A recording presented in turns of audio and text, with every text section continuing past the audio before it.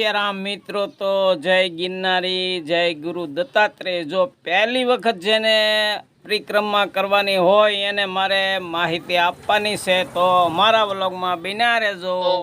હાલો મિત્રો, તો જો ઘઉં ચોખા ને ધૂપ દીપ ને દીવાબત્તી ને હંધુયારે અગરબત્તી ને લેતા આવજો। ને જો અહીંયા હંધાય આ ધૂપ દીપ કરે છે, સાચ્યા દોરે છે, અહીંથી જ પરિક્રમાની શરૂઆત કરે છે।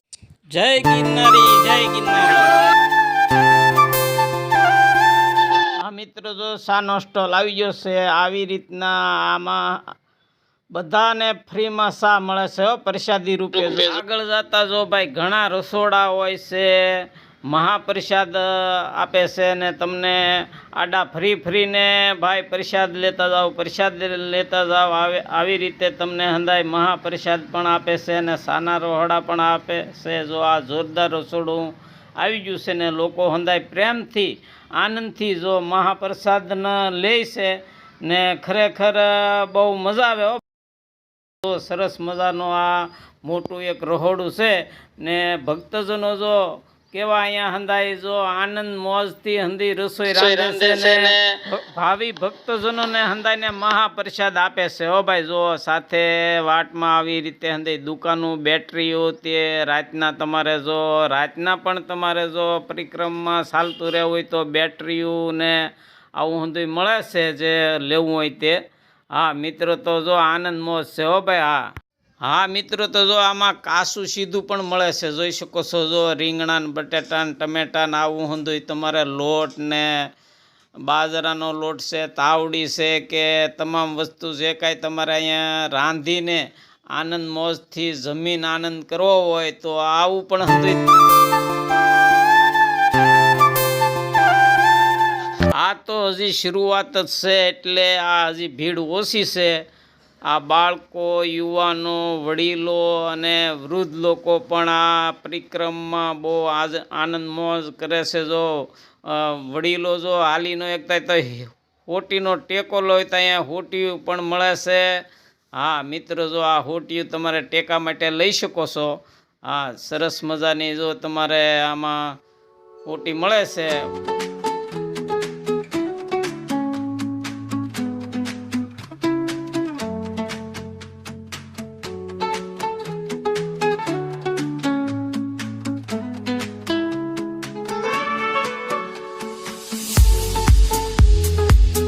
મિત્રો જો અહીંયા પોલીસવાળા હંધું ચેકિંગ કરે છે। હા ભાઈ, જો તમારે કોઈ પોલિથીન કે પ્લાસ્ટિક કે આવું કાંઈ પણ અંદર લઈ જવાનું નથી। પ્લાસ્ટિક મુક્ત અભિયાન જોઈ શકો છો। જો અહીંયા કાપડની થેલી છે ને જે કાંઈ તમારી પાસે પ્રદૂષણવાળી વસ્તુ હોય ને તો અહીંયા જો મોટા મોટા આ ટીપણા ગોઠવેલા છે, આ રાખેલા છે। જુઓ તમે આ હંધાય જે કાંઈ પ્રદૂષણવાળી વસ્તુ હોય એ આમાં હંધી અહીંયા ઠલવી નાખવાની। આ પાણીના બાટલા છે એ કોઈ વસ્તુ આપણે લઈ જવાની નથી। હા મિત્રો, જો પ્લાસ્ટિકના જબલા છે કે પ્લાસ્ટિકની થેલીઓ છે, આવું તમામ વસ્તુ આ અહીંયા સેકન્ડમાં તમારે આ પોલીસવાળા છે ને એ હંધું તમારી પાસે લઈ લેશે, એટલે તમારે ઘરેથી જ ઉપાડીને લાવવાનું નથી। હો ભાઈ હા, જુઓ તમે આ જોઈ શકો છો, હંધું આ નિહાળી શકો છો। જુઓ તમે સરસ મજાનું જો અભિયાન અહીંયા ચાલે છે કે આ ને ધીરે ધીરે આ હંધાય પરિક્રમવાળા લોકો જો આગળ ચાલી રહ્યા છે। તો સરસ મજાનું જો આ જંગલમાં મંગલ મોજ આવે એવું હંધું છે। હો ભાઈ નિહાળી શકો છો, આ સરસ મજાનું છે। આ ધીરે ધીરે ધીરે લોકો આગળ વધે છે ને આ પેલી ઘોડી ધીમે ધીમે જો પેલી ઘોડી આવી રહી છે। ઘોડી એટલે થોડોક આમ ડુંગર એટલે સડાણ। ઝીણા બાવાની મઢીએ રાતવાસો રોકાય છે ને ત્યાં પથ્થરના મંગેળા કરી અને તાવડીથી બાજરાના રોટલા ને રીંગણાનું શાક ને ખીચડી ને આવું હંધું રાંધે છે ને આનંદ મંગળથી હંધાય લોકો સાથે જમે છે ને બહુ મોજ આવે। હો ભાઈ, ઠંડીથી બચવા માટે મારે તમને એક દેશી આઈડિયો કહેવાનો છે। તો જો તમે પ્લાસ્ટિકનો કાગળ સાથે લેતા હો ને તો તમારે ખાલી પાતળી ચાદર હોય ને એની ઉપર પ્લાસ્ટિકનો કાગળ ઓઢીને સૂઈ જાઓ તો એમાં તમને ઠંડી જરીય ન વાય, બિલકુલ ન વાય હો. આ મિત્ર તો જ્યાં જ્યાં થાક લાગતો જાય એમ એ લોકો વચ્ચે એક બાજુ શાંતિથી પોરો પણ ખાતા જાય છે ને આનંદ કરતા જાય છે ને જય ગિરનારીના નારા પણ બોલાવતા જાય છે. આ તમે હંધુઈ તમારી નજરે જોઈ શકો છો. મિત્રો તો વચ્ચે વચ્ચે સરસ મજાના ઝરણા પણ આવે, લોકો હાથ પગ ધોવે અને જેને નાહવાની ઈચ્છા થઈ હોય લોકો નાય પણ. ઠંડા ઠંડા પાણીમાં બહુ મજા આવી જાય હો ભાઈ. હા, આમાં કાંઈ ઘટે નહીં હો ભાઈ. જોઈ શકો છો એટલા બધા સમૂહમાં લોકો હંધાઈ જો કેવા સરસ મજાના પરિક્રમા કરી રહ્યા છે અને હજી એક દિવસની વાર છે શરૂ થવાની, તો પણ એટલી ગળદી છે હો ભાઈ.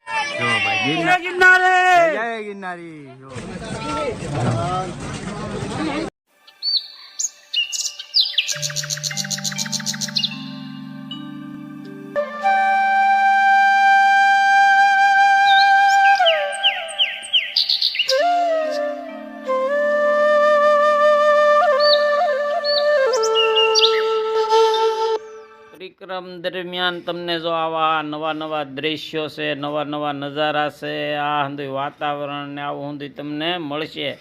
પણ આ કોઈ પણ મિત્રો કોઈ પણ પ્રાણીને કે જીવજંતુને તમારે રંજાડવાના નથી, ખાસ ધ્યાન રાખવાનું હો ભાઈ.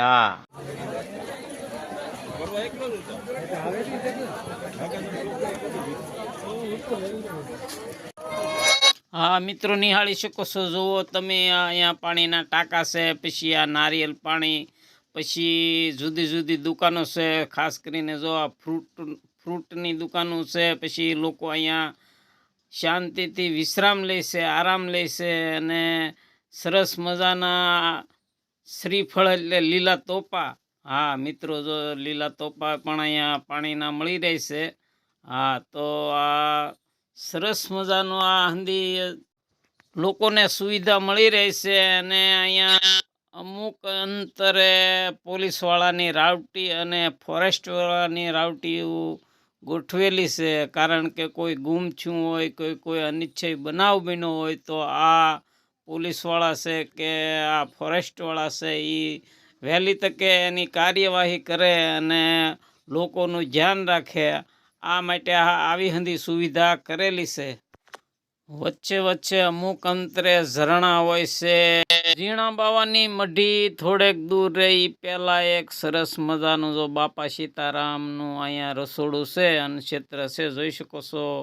હજારો માણસો અહીંયા પ્રસાદ લે છે શાંતિથી બેસીને. જો તમે આ હંધુય તમે નિહાળી શકો છો.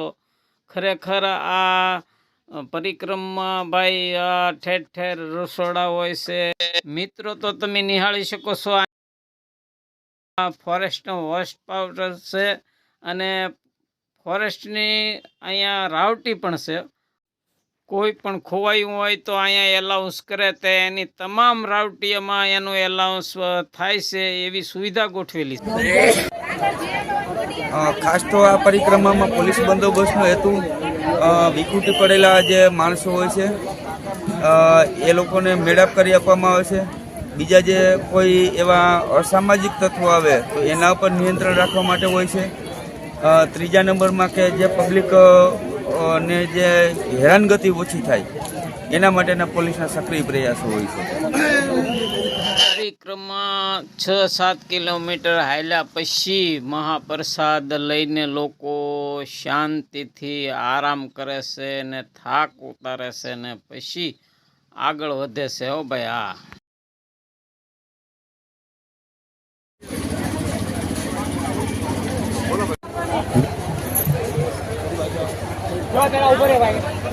સાસ અલગ છે.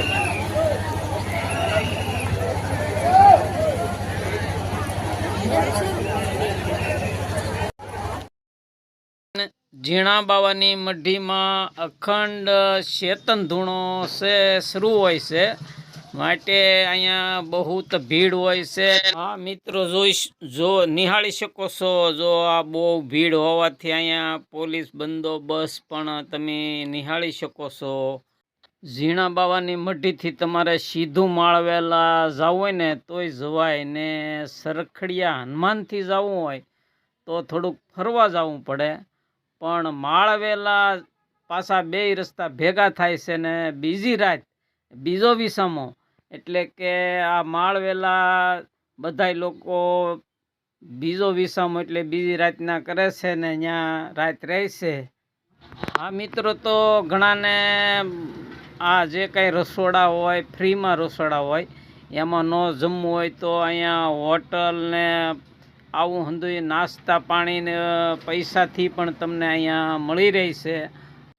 મિત્રો, તો ગરમ ગરમ ગોટા ભજીયા ને પકોડા ને આવું હંધુય નાસ્તામાં પણ તમને મળી રહી છે. હો ભાઈ, તમામ ઇમરજન્સી સારવાર તેમજ જે રૂટીન બધી દુખાવાની છે, તાવ, શરદી, ઉધરસ, માથું કડકડ બધી દવાઓ આપવામાં આવે છે વિનામૂલ્યે.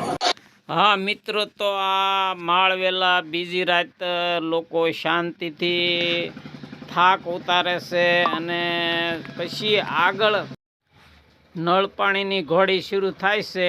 આ ઘોડી લાંબી નથી પણ થોડી વિકેટ તો છે જ, કારણ કે તે બેગ થોડીક ઊંચી છે. આ ઘોડી ઘણા ખરાને ભાઈ ભીં પડવી દે એવી આ ઊંચી છે અને ઉતરવામાં પણ બહુ ધ્યાન રાખવું પડે એવી હારાને ભીં પડી જાય ને એમ કહે ને એ આ ઘોડી બહુ ભાઈ છેલ્લી ઘોડી ત્રીજી ઘોડી કહેવાય છે. અને આ ત્રીજી ઘોડી વટાવ્યા પછી તમારે બહુ ઘોડીઓ આવતું નથી ને બહુ વિકટ પરિસ્થિતિનો રસ્તોય આવતો નથી.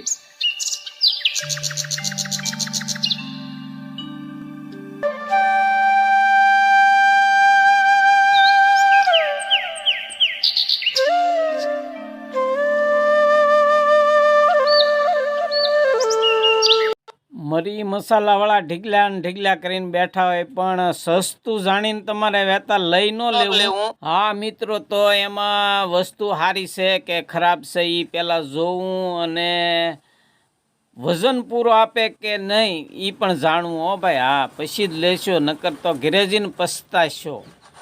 જય બોરદેવી. તો બોરદેવીથી આપણને ગિરનારના સરસ મજાના દર્શન થયા ભાઈ. જય ગિરનારી. મને વાત કરેલી હમણાં લગભગ 5-7 દિવસ થયા છે. મને કે આખા જુનાગઢનું જેટલું જંગલ છે ગિરનારનું, ઈ જંગલની માલિકા એવી એક જ જગ્યા છે જે બોરિયો ગાળો.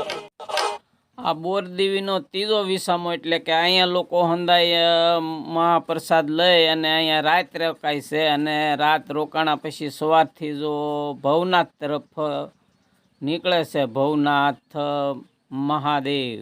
આમ શાંતિ અને આનંદથી આ પરિક્રમા પૂરી થાય છે. જય સિયારામ.